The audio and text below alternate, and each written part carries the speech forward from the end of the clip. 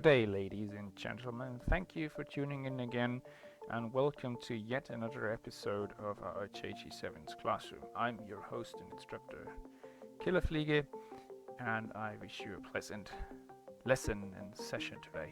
Now, as promised, today we are going to look at practical examples of high altitude fighting taken from actual combat footage, or we are discussing actual combat footage from our missions, one of our missions on the 4YA Overlord server.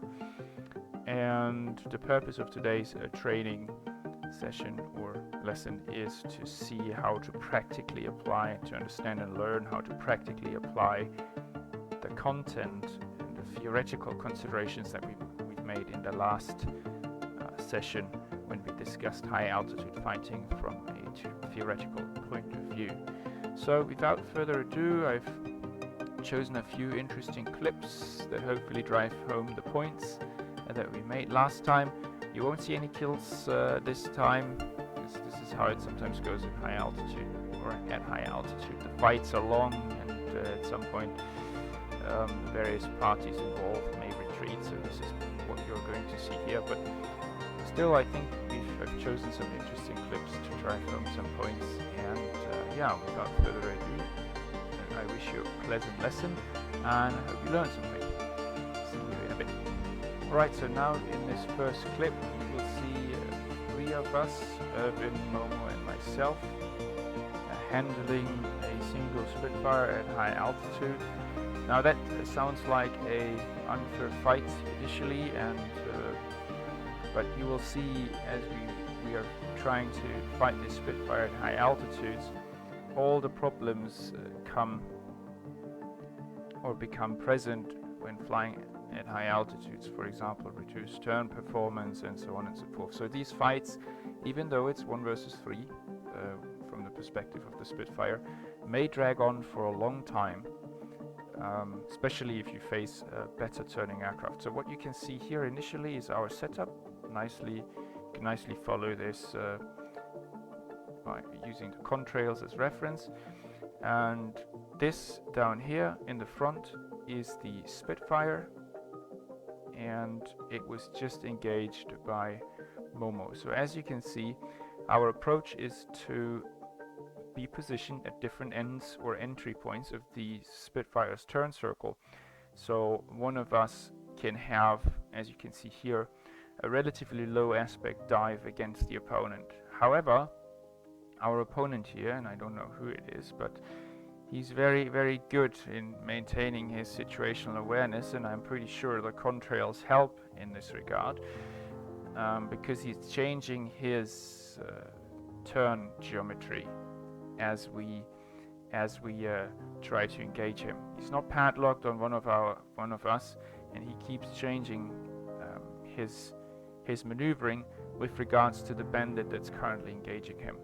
But what you can also see, and this is important here, what you can also see is that everything takes a long time to do. So as Momo here runs his attack on the Spitfire, he will need a long and large turn to come back around, and this is the problem when flying at high altitude.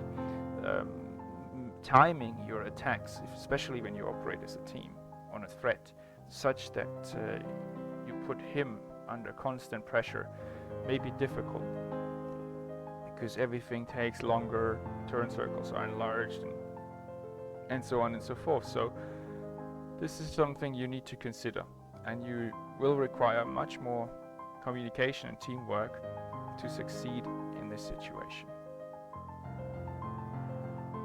Now again, the fight dragged on for a little while, and obviously my comrades are now mentioning that we should wrap this up. But you've already seen the difficulties if the other guy that's defensive is doing a good job, especially he's flying an aircraft that performs better at high altitude in terms of turn performance. And again, the Spitfire's out here. One of my two friends, Momo and Irvin, are here, I think, and little lag there.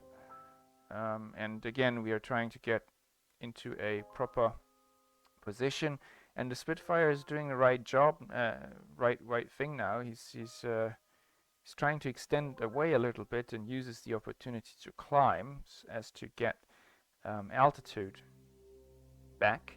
And now, as you can see from the radar call out, we have additional bandits joining this fight. So this is the guy that is going southeast, and then we have a guy reported to the west going northeast. So we have additional bandits joining the fight. So as you can see here, this is the Spitfire, and up there is one of my friends. So we are going for the Spitfire, trying to force him defensive. He's not following the friend, which is good. Trying to reverse on me, but since I know we have additional bandits joining in, it's probably one of these guys low here, or this guy. This point is unknown.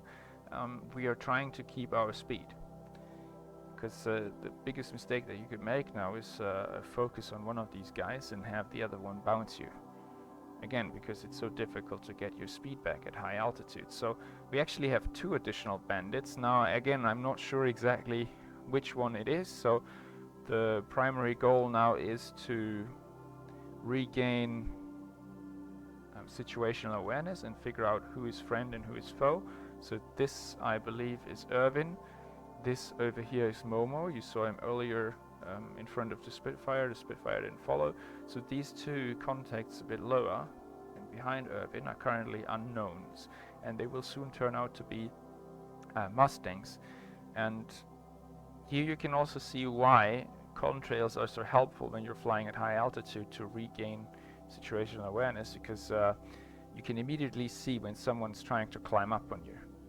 You can see them, of course they can see you, but you can also see them. You can kind of figure out the trajectory.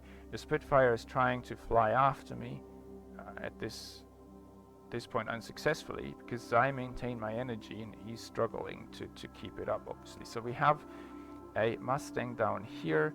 I believe that one is a 109, and now you can see a 3 versus 1 immediately turned into I believe a 3 versus 3 at least, or a 4 versus 3. So we all of a sudden became outnumbered, and this is another reason why you want to maintain your situational awareness and your patience. Because had we gone fully aggressive against the Spitfire, yes, maybe we could have wrapped up the fight quicker, but these Mustangs that joined in the fight would have come in any case, and then at some point probably possess an altitude advantage over us, and then cause some serious trouble. So I think after all, the decision to stay patient and conservative in this case was the right one.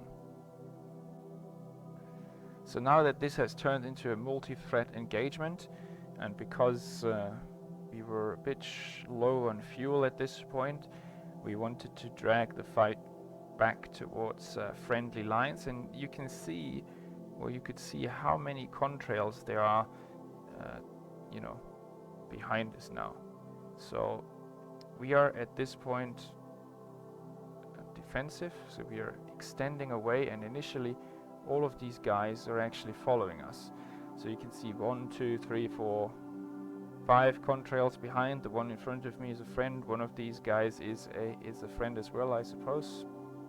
And so we have at least 3 enemies that are pursuing us. 2 of which are Mustangs, which we all know are faster and have better overall high altitude performance, which is why it's so crucial that we have the altitude advantage over them, so they cannot utilize that immediately. So as you can see, we are dragging out quite a while, so I'm fast forwarding here, and all the time checking and making sure we have good understanding of the situation. We don't give up on our advantage. So we are dragging along, and we see first contacts breaking off.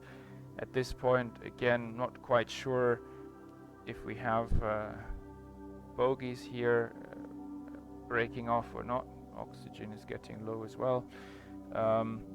So yeah, but as you can see, 2 friends, 1, 2, both slightly higher than the rest. Although you can see um, this guy is just a bit higher than those, and you can see how they're actually closing in. So these are definitely the Mustangs trying to give chase, and it's good to be eventually over friendly territory when we have to face these guys, because we then have the fuel and a bit longer legs to you know, engage. And if things go south, we could extend away, dive away, and use the clouds as cover. But also, you know, being over friendly territory, it's more likely that at some point, if the fight drags low and they trouble us, we would get help.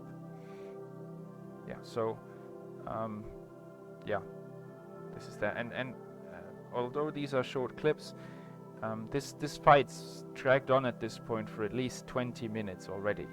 So it's quite long engagement. Now, having dragged the threats closer to our friendly territory, we can become a bit more aggressive, and the Spitfire also stayed with us. So as you can see here, a dive attempt on the Spitfire, and again you see how much altitude you need for a vertical dive like this. In this case, I needed to do it because I wanted to get the Spitfire off my friend here, and luckily he himself cannot really utilize that he's actually breaking off instead of reversing into me.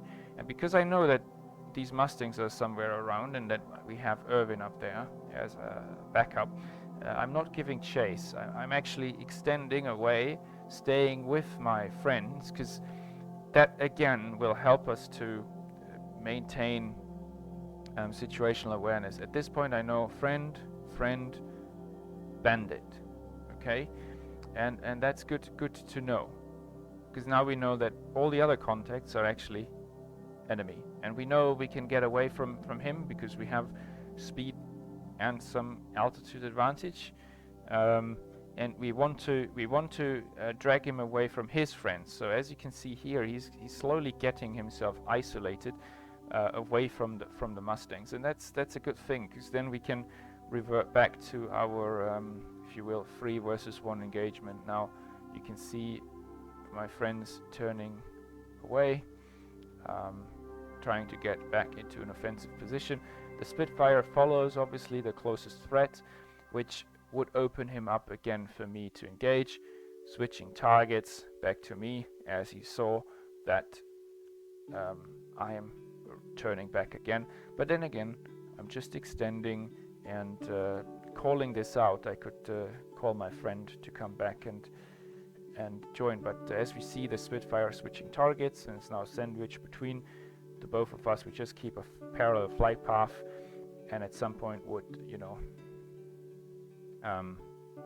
engage. So you can see my friend is now behind the Spitfire here that's coming up. Obviously he won't have the energy to do any serious harm or trouble to me, so I'm just gonna extend and have my friend stay fast, and he's slowly swinging in behind the Spitfire just in case. But again, it's important here again to stay fast, not to waste your energy, because as I said, there's other guys around here that may be able to join the fight again at any point, so you want to keep your energy. Now, an unsuccessful attack, but he's doing the right thing. He's extending away. I'm not in trouble because I'm fast and I have the altitude advantage. You see how high we are. So I can just drag the Spitfire along again and wait for another opportunity for my wingman to come in. Now, a few moments later, again, the situation stabilizes, so the bandits get split up themselves more. The Mustangs are already retreating again, I think because they were low on fuel, and we are alone with that Spitfire again. Here you can see friends, and at this point we also decide to RTB because of fuel. state, we were in no position to follow the Mustangs, for instance, or the Spitfire as they retreat and would drag us further again into enemy territory. So we decided to call it a day. And this entire engagement lasted about half an hour, maybe 35 minutes. So you can see how long this takes, and you would really want to be attentive and careful throughout the entire engagement, so you're not surprised by anybody. You maintain your situational awareness, and you can see by the altitude and the behavior of the plane and the turn circles that, to sum it all up, as you can see, speed-wise, we are way below what we would actually get down low. We are actually sinking at the moment, although it looks like the nose is going up. So we are very much struggling here. You saw the wide turns that the planes perform at high altitudes. You could easily see this from the contrails, and yeah, you could also see how much altitude you need to perform vertical maneuvers, especially downwards. So keep this in mind when you fight at high altitude, and yeah, make sure that you apply the concepts properly that you've learned in the session previously. Killer Fliege out.